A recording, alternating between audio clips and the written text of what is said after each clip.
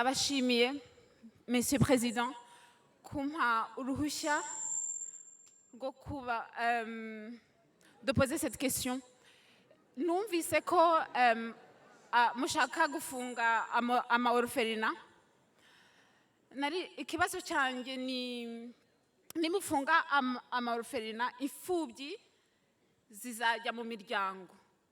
None se muri iyo miryango ni haba imfubyi zigira ibibazo bakabigira abayaya, ni iyihe plan mufite gufasha izo mfubyi kuzifasha kuba good citizens? Izo mfubyi zizubaka Rwanda, izo mfubyi zizaba abaganga, kandi izo mfubyi zishaka kuba abacuruzi. Merci. Twajya nyakubahwa perezida twajya munyemereye twajya kuri ruhande. Hari umuntu wamanitse. Okay, murakoze. Nta kibazo wavugira aho ngaho. Nitwa Josephine Kalisa, mva muri Sweden, Stockholm. Uyu munsi ni umunsi nshaka kuvuga ko wanejeje numva nanasara. Nibwo bwa mbere nabaho kubona perezida wacu face to face.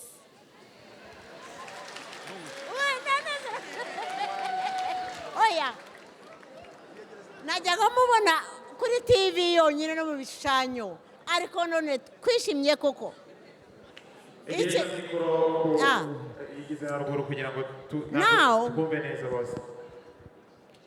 Icyo nshaka kuvuga ni uko abo muri Sweden kwagira ngo natwe tubasabe muzaze kutureba.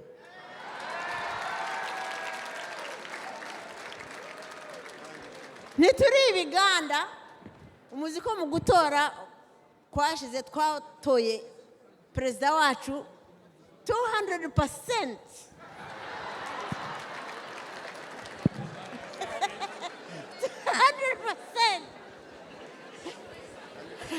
Now, ikindi cyo nshaka gushima perezida wacu ibintu wakoze ukazana health care, abanyarwanda bose bakabona uko bivuza. Abamerika barabananiye, ariko u Rwanda rwacu rwarabishoboye.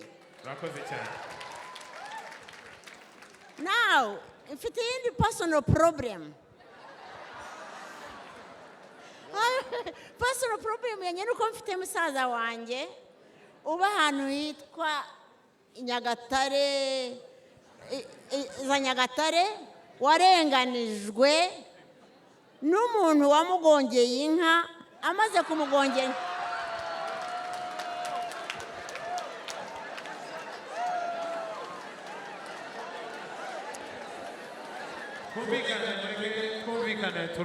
twumve ikibazo cye cyane. Amaze kumugongera inka, amutwara mu koti, aba nka ya ntare ikurira inka yarangiza ikakurusha uburakari. Naho amutwaye kumurega koti, bakavuga ngo umusaza wanjye ni utsinzwe. Ibyo bibaho bite? Bibaho bite? Naho uwo muntu wamugongeye inka aravuga ati inzu yawe ugomba kuyigurisha kugira ngo ugure imodoka yanjye. Mureke twumvikane, mwihangane please, twihangane twumvikane. Ikibazo nacyumvise, duhe izina ry'umuntu, then tuzabigukurikirane tumenye icyabaye icyo ari cyo.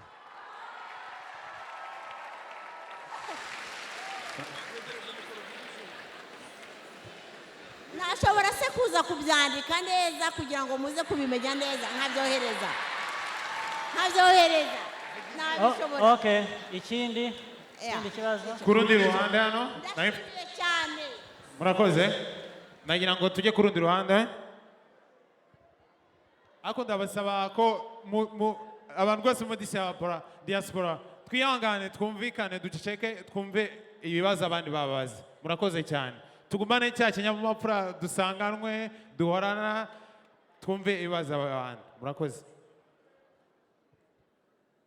murakoze nyakubahwa perezida murakoze cyane kumpa ijambo nitwa Kanyandekwe Pascal nkaba nturuka mu Bubiligi ikibazo cyanjye kijyanye hari uwabajije kare ngo après 2017 ngenda baza iyi myaka ine isigaye ni izihe priorities mufite muri gahunda za leta hanyuma mfite ikindi gitekerezo icyo cya mbere ntabwo nyumvise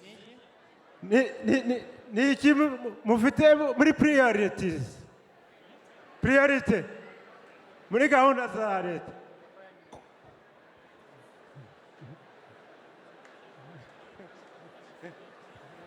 ngira ngo yavugaga priorities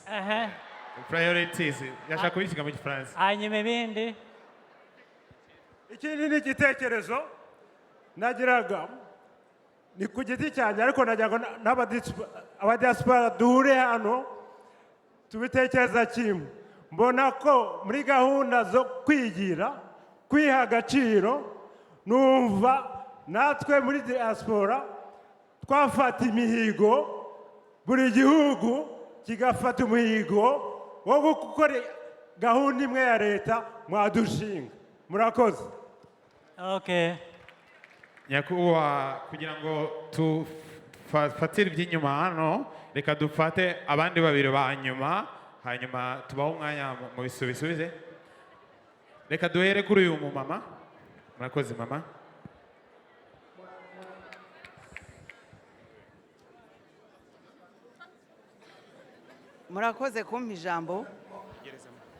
murakoze kumpa ijambo ndi muri diaspora ituruka mu Bubiligi nkaba nitwa Nkundabagenzi Laurence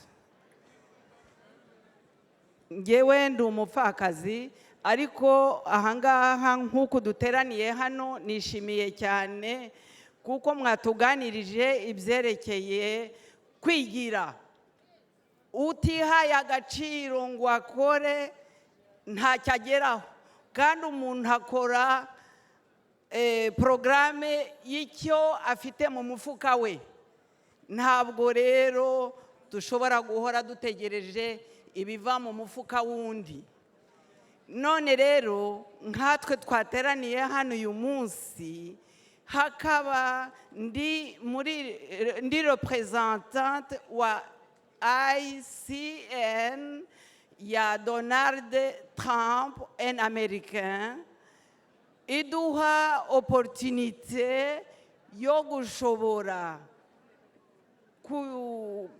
kugurisha cyangwa se kwamamaza ibikorwa bye ni umunyamerika twebwe tukagira akandi kantu k'inyungu kava mu bikoresho bye murazi ko muri communication ibungubu ibintu biri gutera imbere tugufashe iki none icyo mwamfasha nifuzaga yuko twebwe hano muri Europe twarabitangiye igihe mu Rwanda tuzaba mu ba mbere bashobora kwamamaza icyo gikorwa nk'abanyafurika muri bihugu biri commonwealth nyakubahwa perezida wa repubulika reka twakire ikibazo kimwe nanone inyuma kuri uriya ruhande hanyuma mubisubirize rimwe bimaze kuba bitanu murakoze Je suis guinéen, un pays qui est voisin du Mali. J'ai écouté ici. Je peux t'aider à traduire. Nitwa Mamadou va muri Guinea igihugu gituranye na Mali. J'ai écouté ici l'expérience du miracle rwandais, c'est très impressionnant. Mu bintu bimeze nk'akataraboneka kuri njye byanangaje. En deux mots, je vous dis l'expérience du miracle guinéen. Mu magambo abiri ndashaka kubabwira nanone amayobera yabaye n'ubundi muri Guinea. Pendant 50 ans, on n'a eu que 2 présidents de République. mu myaka 50 twagize abaperezida babiri gusa ba repubulika. Le premier a fait 26 ans, le second 24 ans. uwa mbere yakoze imyaka 26, uwa kabiri amara 24. Est-ce que tu peux arriver à ce que tu veux dire juste? Rien n'a changé sur la situation du pays. muri icyo gihe cyose nta cyahindutse ku gihugu. La communauté internationale et les bailleurs de fonds ont demandé de mettre le pied avec pression sur l'accélérateur de la démocratie. abanyamahanga n'umuryango mpuzamahanga basabye ko hashyirwamo ingufu bagaha puresha igihugu kugira ngo demokarasi itere imbere. Ce qui fut fait ainsi en 3 ans, nous avons eu 3 présidents sans députés. ati ibyo byatumye mu myaka 3 tugira abaperezida 3 nta mudepite tugira. Par rapport à l'expérience du miracle guinéen, je pense que l'expérience du miracle rwandais est une bonne idée. ugereranyije n'uko byabaye muri Guinea, ntekereza ko ibyabaye mu Rwanda ari igitekerezo cyiza kandi cyo kureberaho. Accepterez-vous de porter le message de l'expérience du miracle rwandais aux autorités et au peuple de Guinée que nous aimons beaucoup? mwakwemera nyakubahwa gutwara ubutumwa bw'ibyabaye mu Rwanda ku baturage bo muri Guinea n'abayobozi bo muri Guinea kugira ngo babyigireho? Je vous remercie. murakoze cyane. ngira ngo byari ibibazo 5. nyakubahwa perezida wa Repubulika, mwabanza mukagira icyo muvuga kuri ibyo 5, hanyuma tukagira nka 3 bya nyuma dufata tukarekeraho. murakoze. ikibazo cya mureke twumvikane. icya mbere cyari igitekerezo ngira ngo kijyanye n'uburezi, twagikemuye ngira ngo twahuje Ruth na PS wa education w'uburezi. ikijyanye n'ibigo by'imfubyi nagira ngo mvuge ko ntabwo bugira butya bugacya bagafunga ikigo cy'imfubyi. ikigo bafunga kiba cyakorewe uburyo, abo bana b'imfubyi baba bakorewe uburyo bashyirwa mu ngo ku buryo bukurikiranwa, umuntu akazamenya uwo mwana uko azamera. ntabwo ari ugupfa gufunga ibigo birera imfubyi gusa. hari ibikiriho kandi ni uburyo bwo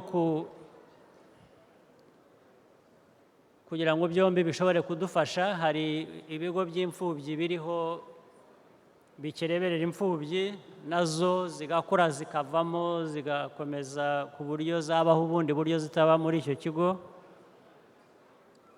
hari noneho n'imfubyi ziba mu miryango, nabyo bigakurikiranwa kugira ngo abana bakure bagire ubuzima bwiza. byombi rero kubangikirana cyangwa se gufunga kimwe uganisha ahandi biba byizwe, byose biri mu buryo ndibura ko nta kibazo. kuri Josephine wa Sweden cyangwa ngira ngo ngira ngo ibyo yavuze nabyo twabyumvise, turamushimira kandi ibitekerezo byiza. usibye ko gutsinda amatora 200% ubwo babyita mu cyongereza babyita ni rigging. so butaha muzatsinda 100% gusa nta kibazo. ibya musaza we ufite ikibazo namusezeranije ko ashatse abantu baturutse i Kigali bo muri nzego za leta twabikurikirana tukamenya ko atarenganye. icyo gihe yaba yarenganye akarenganurwa.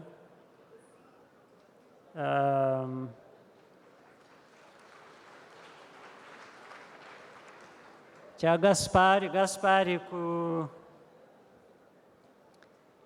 ibya priorities kugeza mu 2017 cyangwa na nyuma yaho, ibyo ngira ngo byavuzwe kare mu biganiro mugomba kuba mwagiranye n'abayobozi bari hano, ntabwo nirwa mbisubiraho.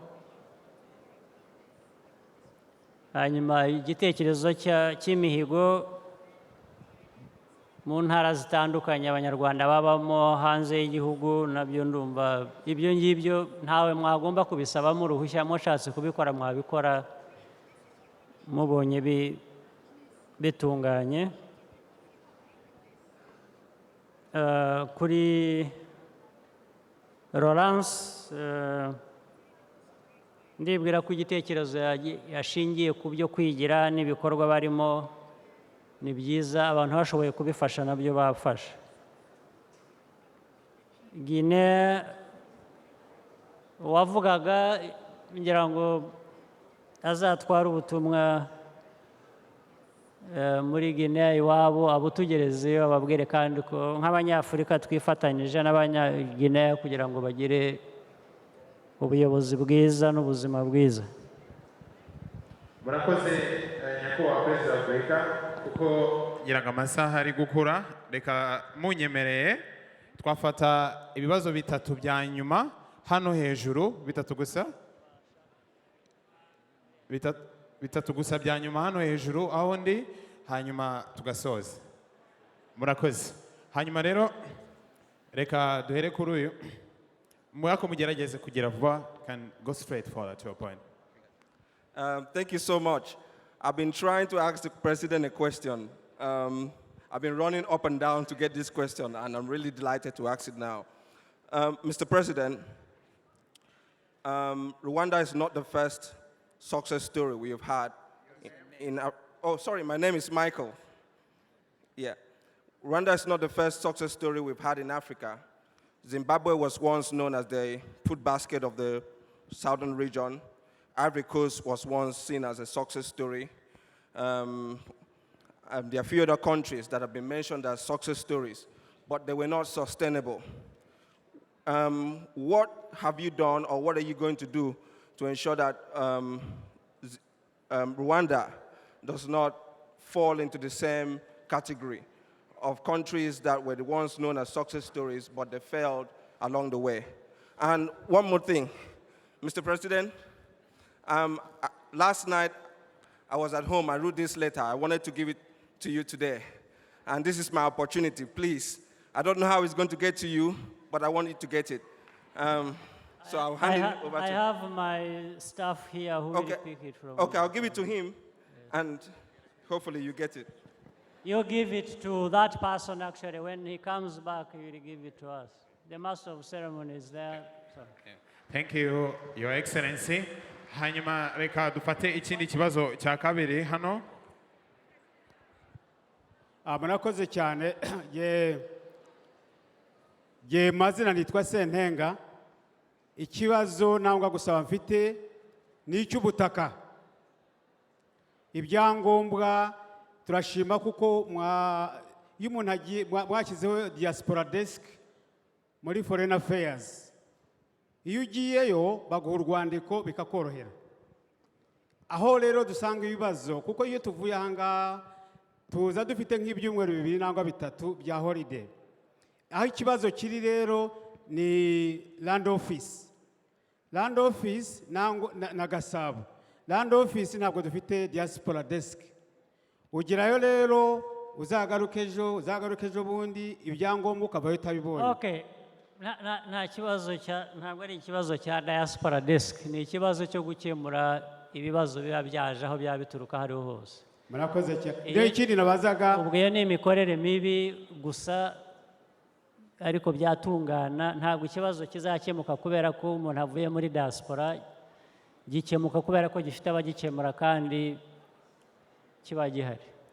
Ikindi cya nyuma ni ukugushimira urubyiruko rwacu kuba mwarabakizeho ingando. Ingando ifashije abana cyane, ye nanone icyo twasaba no kugira ngo bajye tumenyesha hakiri kare. Nibyo tuzakomeza kandi bazabamenyesha hakiri kare. Murakoze nyakubahwa perezida wa Afurika, reka twakire ikibazo cya nyuma. Ari uwo muntu Yeah, that's the one that I'm going to. Huh? But, no, there's actually two that has been putting the hands. Okay, but you go ahead. Yeah, this one, and then we finish. Thank you. Yep. Mr. President, there's a gulf between you and the gallery. We need you up here because we've been sort of ignored a bit, but here we are. It's lovely to get an opportunity to say something. You were saying something in your speech about 1 million people being taken out of poverty. What's your name? My name is Hugh, and I live in London. I've had a job in London for the last 36 years, and I feel I've never emerged from poverty. And my question is to do with that emerging from poverty is... okay, please. You said you took a... Say again, yes. Yes, emerging, 1 million people emerging from poverty in 2000s. And I wondered what the criteria is for making that assessment. What is the criterion for getting someone out of extreme poverty that you quoted in your speech? Because I've never come out of poverty myself. That's my feeling. Because there was no way of measuring it, or what? Sorry? You didn't get out of poverty because there was no way of measuring it, or what? No. Well, I feel very poor all the time. Thank you. So, if you felt you are not poor, then you would have gone out of poverty. Murakoze cyane nyakubahwa perezida wa Afurika. Reka rero twakirire ikibazo cya nyuma nimba mubinyemereye turangize kuri runo ruhande yakomeje kumanika ukuboko. Murakoze.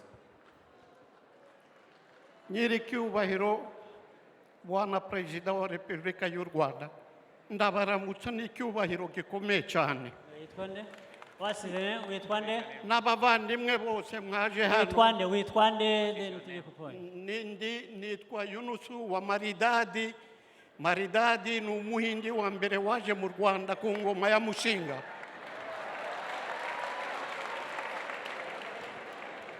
Warakoranye.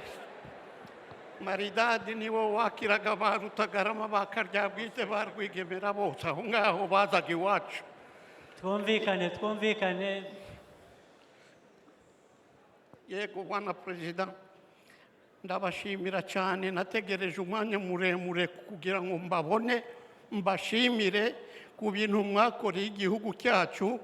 Mperutse kujyayo ndahayoberwa rwose, nasize ari amatongo. Ndahayoberwa rwose, ndabaririze imihanda barangaragaza.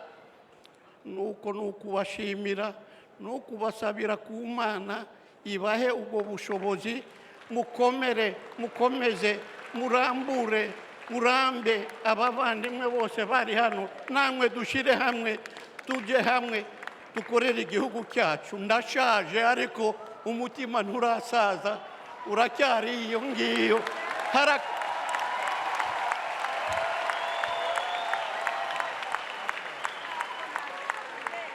Harakabaho u Rwanda, harakabaho bwana perezida wa Repubulika y'u Rwanda Kagame, mutware wacu adutwara, komere mumusabira.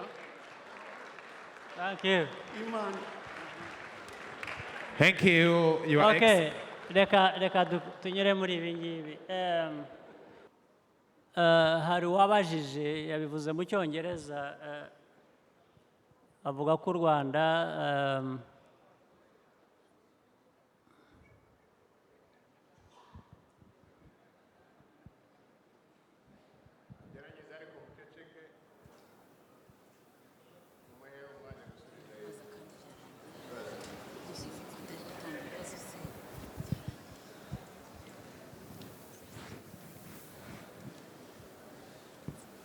twakwihangana tukaceceka tukagarura cya kinyabupfura nk'icyo dusanganwe hano muri diaspora.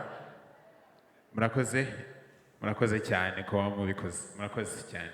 Murakoze nyakubahwa perezida wa Repubulika, murakoze babitwemereye. hari uwavuze ikibazo yabivuze mu Cyongereza, avuga ko u Rwanda atari rwo rubaye urwa mbere kuvugwaho ibyiza. Atanga ingero za Zimbabwe n'ahandi n'ibindi. Ariko nagira ngo mvuge ko ari Zimbabwe, ari ibyo bihugu bindi yavuze, buri kimwe gitandukanye n'ikindi, kandi nabyo bitandukanye n'u Rwanda, n'u Rwanda rutandukanye nabyo. Bifite, uzasanga hari aho bitandukanye, nubwo ari Abanyafurika dufite aho duhuriye twese, ariko uzasanga ku buryo bw'umwihariko hari aho igihugu kimwe gitandukana n'ikindi, cyangwa abantu bayobora bagenda batandukana n'abandi. Ariko noneho hari n'ibindi bihugu biri muri Afurika, ariko noneho sinzi niba twanajya no hanze ya Afurika amaherezo, ariko mpereye muri Afurika ntabwo yavuze ibihugu byose ko byabanje bikavugwa neza, noneho bikaza kugira ibibiranga bitari byiza. Hari ibitaragize amateka meza, biza kuviramo ko bigira noneho isura nziza, bigakomeza, bigahera aho ngaho bigakomeza. Ariko ikibazo avuga, wenda ndumva nshaka kucyumva mu buryo avuga ati, ni nk'aho yavuze Afurika yose ko idashobora kumera neza, hari nibwira ko bigomba kuba atari byo. Ariko ku Rwanda ku buryo bw'umwihariko, niba ari cyo yabajije, navuga urugero rwa mbere, nta nubwo ari jyewe bikwiye guturukaho cyangwa umuyobozi w'u Rwanda, ariko aba Banyarwanda bicaye hano mwumvaga ibyo yavugaga, icyo kibazo ubwanyu mukwiye kugiramo uruhare kugisubiza. Ntabwo ari ukugisubiza nonaha mvuga, ndavuga ni ukugisubiza ku buryo bw'ibikorwa dukwiye kuba duhuriyeho bya buri gihe, bizatuma u Rwanda twavugaga mu kanya cyangwa urwo yavuze rwakomeza kugira isura nziza nk'uko rumaze kuyigira mu myaka ishize. Tumaze kubona imyaka 10 ishize cyangwa 15 kugeza ubu. Igisubizo cya mbere kiri muri mwebwe Abanyarwanda, niba mwamwumvaga, igisubizo nimwe kirimo, cyangwa se natwe turimo ariko dufatanije. Ngira ngo rero icyamuha icyizere, ndamusubiza ngira ngo mu rurimi yabajijemo kugira ngo abyumve neza niba ntawumusemurira. Ikibazo aho ahambere akwiye gushingira icyizere ni kuri mwebwe n'ibyo navuze mumaze gukora mu myaka 19 ishize, n'ibibazo twahuye nabyo, uko twabinyuzemo, n'ukuntu dukomeza mu nzira y'amajyambere. Ni mwe mukwiye kuba mwamusubiza, cyangwa se yabyumvise mu byo twavugaga, kubera ko ibyagiye byubakwa akenshi byabaga bishingiye ku Banyarwanda n'ukuntu bakorera hamwe kugira ngo bishoboke. Igihe rero mfite icyizere mpereye ku Banyarwanda, ariko nihagira igihinduka, ubwo nanone nimwe bizaba biturutsemo mu buryo bw'amajyambere dukwiriye kuba tubona.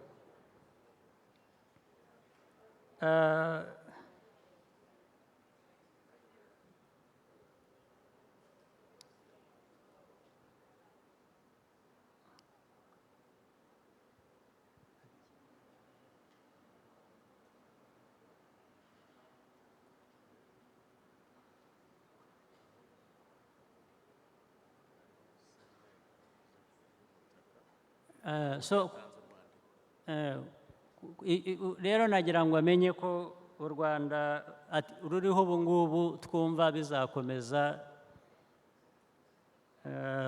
kubera ko Abanyarwanda babyifuza, bafatanya n'ubuyobozi kugira ngo dukomeze dutere imbere. keretse niba hariho kuvuga ngo ariko ibi ngibi muvuga koko u Rwanda muvuga ubu nirwo cyangwa murabeshya. Icyo nashaka kuvuga ni uko atari ukubeshya, nirwo Rwanda tuzi. Iby'uko bizakomeza rero, ubwo nyine niyo mpamvu mvuga ko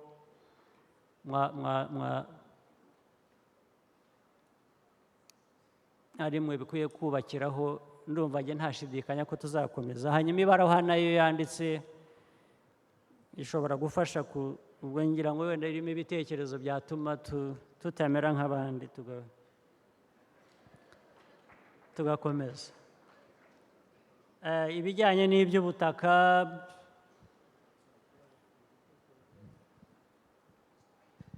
ibijyanye n'ubutaka ntabwo ikibazo icyo nacyumvise nagifata nk'igitekerezo kirimo igisubizo abantu baheraho.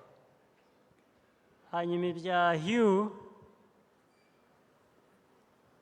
actually you asked the question and then you answered it, because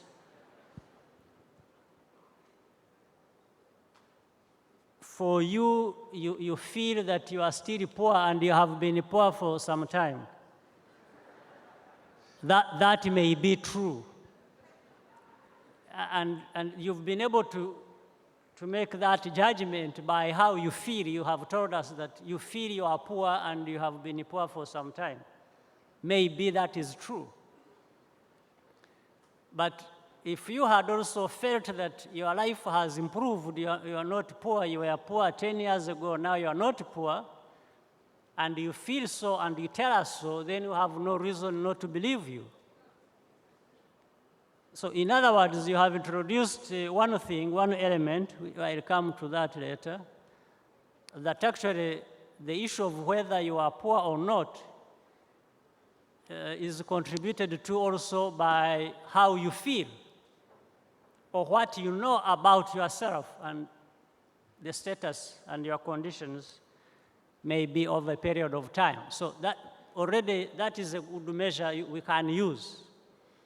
If I base on that, Rwandans actually feel that their lives have improved. They feel so, but they can give evidence to that. For example, many people have told us, or I'll come to the point of how we came to that actually, have given evidence and have told the story. They would tell you, say, 5 years ago, my family had no income. We would have no income month in, month out, 1 year in, 1 year out. We hardly lived the kind of life one would expect a decent person to live. But then he tells you, after 5 years now, I have an income. Every month I get this much. In a year I get this much. Simple logic. This person's life has improved. Now, some of the measures people use, they talk about a day, people living on $1 or $2. But another time somebody would tell you, I had nothing in a day, or I lived on $1 or $2, the equivalent. But now I'm able to be able to spend $5, $10 a day. That becomes a measure.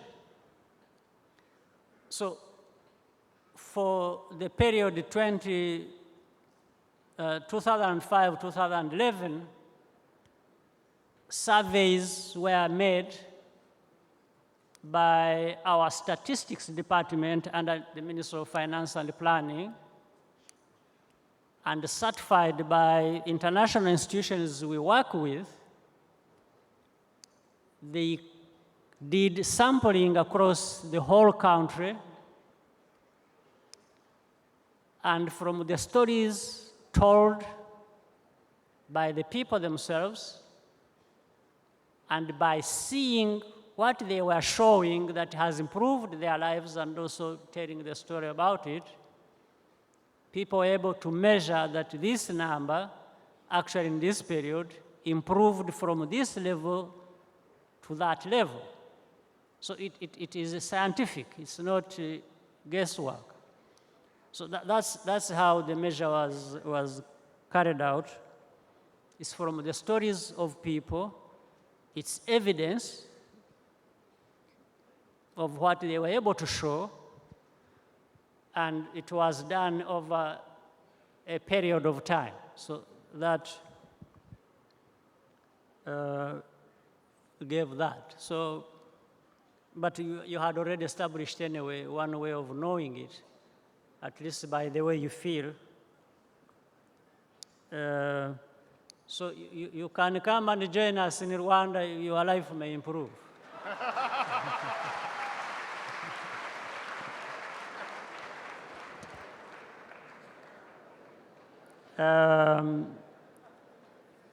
Ikindi ni maridadi, mzee ndamushimira ibyo yavuze kandi bishingiye ku kuri.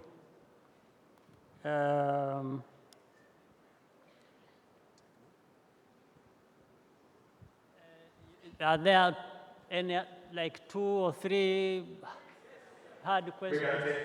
We can take two. Okay. The last two. Let's take the last two ones.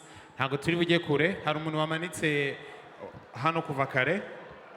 Nagira ngo mu ijambo mwamumera microphone abantu bamwegereye, hanyuma ndaza no kusubira inyuma nanone ku mudamu kuko abagore ntabwo twabiseho. Thank you. Good evening. Thank you. Go straight for the patients.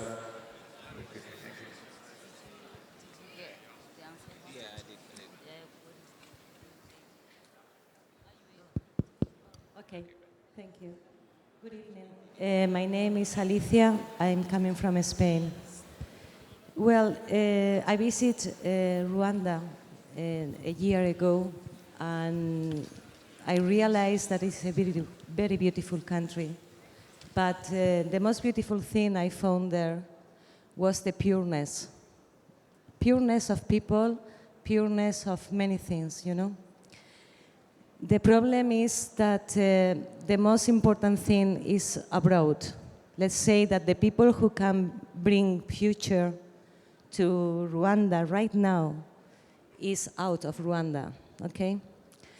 In Spain, for example, I know that no one learns from other experience, but in Spain, we are right now a huge beach for Europe, a country of services.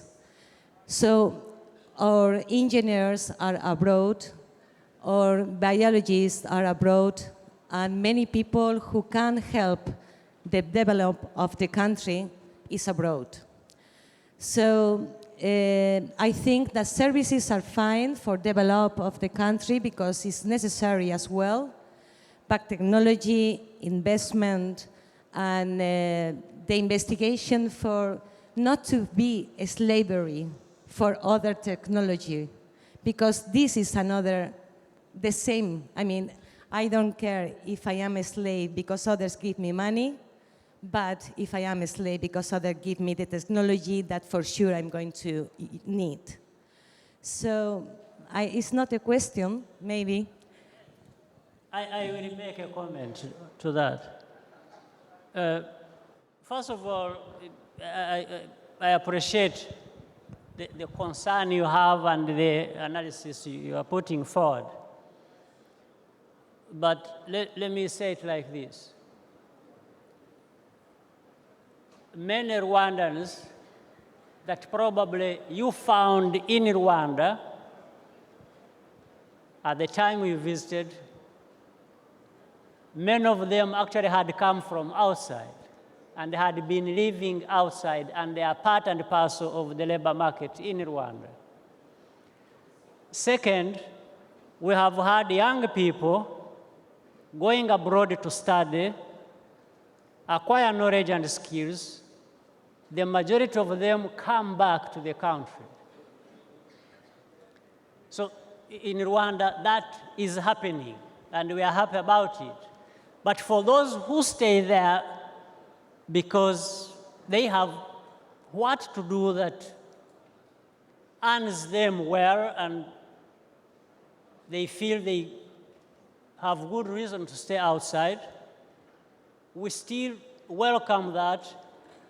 And we have also found that such a people still connect with the country.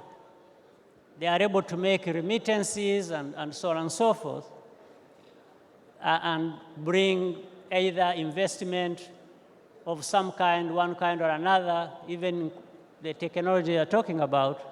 Even when they are outside, they still connect back with the country. So I think the idea and the issue you are raising, in a way, are answered. You see what I mean? So it's a kind of win-win situation for us. And this is what we encourage to happen as we build back at home. Yes. Murakoze nyakubahwa perezida wa repubulika, reka dufate icyanyuma hanyuma dusoze dushimira nyakubahwa perezida wa repubulika. Murakoze. Murakoze, nitwa Chantal. Igeza mikoro hejuru. Murakoze, nitwa Uwera. Nyakubahwa perezida, ikibazo mfite ni ikibazo kitubangamiye twebwe abanyarwanda dutuye mu mahanga. Kubona hano na diaspora yose n'abandi bari muri diaspora, kubona ibyangombwa by'abanyarwanda biratugora. Urasaba ibyangombwa bakakubwira ngo banzuza n'ibyangombwa wakoresheje ujya mu mahanga. Ibyangombwa byo mu Rwanda. Byo mu Rwanda. Niba hari igihugu gitanga ibyangombwa n'u Rwanda. Okay. Ku bantu babyo, nta gihugu wambwira gitanga ibyangombwa ku banyagihugu bacyo kurusha u Rwanda. Ariko niba harimo ikibazo, ubwo nacyo twagishakira umuti. Okay. Sasa ubonye ibibazo u Rwanda rwagiye runyuramo, abanyarwanda benshi bagiye bahungira ibihugu bitandukanye, kandi no kuza mu mahanga baje bavuye mu bihugu bitandukanye. Nibyo. Bakubaza ngo zana ibyangombwa wakoresheje uza mu mahanga, biragoye kubibona kubera leta turimo. Reka nkwereke, kugira ngo ubone ibyangombwa, umuntu abone ibyangombwa, ibibazo bamubaza biterwa nawe imiterere ye, biterwa n'imiterere ye. Ntabwo babaza ibibazo bimwe kuri buri wese, cyangwa ntabwo wese azitirwa n'ikibazo kimwe. Icya kabiri, ndibwira ko ugomba kuba wumva ngo nta hantu byaba ko wagenda ukinjira ahantu ukavuga uti nimumpe ibyangombwa bakabiguha nta n'icyo bakubajije. Bagomba no kumenya n'uwo uri we.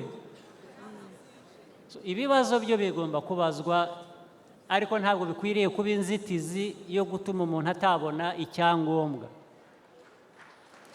Ibyo nibyo nyakubahwa perezida, ariko urabona iyo tuje mu mahanga, leta tuba turimo isigarana ibyangombwa uba waraziyeho. Ariko mu gihe bagusabye waziyeho ngo ubyerekane mu Rwanda kugira ngo ubone pasiporo y'u Rwanda, ntabwo ufite. Niyo baba bakwambuye icyo waziyeho, iyo bakigusabye utagifite, werekana ikimenyetso cy'icyo wari ufite. Ibyo nibyo. Si byose? Ibyo nibyo, ariko baba bashaka iby'i Rwanda. Ntabwo nibwira ko aba bantu bose mwicaye hano baba hanze y'u Rwanda bafite ikibazo nk'icyo uvuga. Benshi babifite nyakubahwa. Niba ufite ikibazo wajya mu embassy bakagufasha. Murakoze cyane nyakubahwa. Ikibazo gishobora kuba wenda ko udashobora kugera no mu embassy.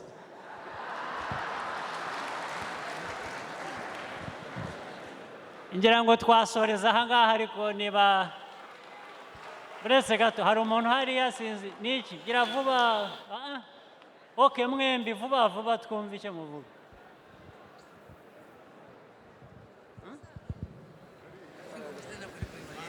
Good evening, Mr. President. My name is Rebecca Drahota. I've been to Rwanda and I've spent a lot of time in Africa. And firstly, I'd really like to commend you on how you have seen the reneging of aid to Rwanda, because I think you're absolutely right. In the United States and in the United Kingdom, the welfare and benefit systems only enable and foster dependency. So I would really like to commend you on seeing the wisdom in this. Oh. Slower.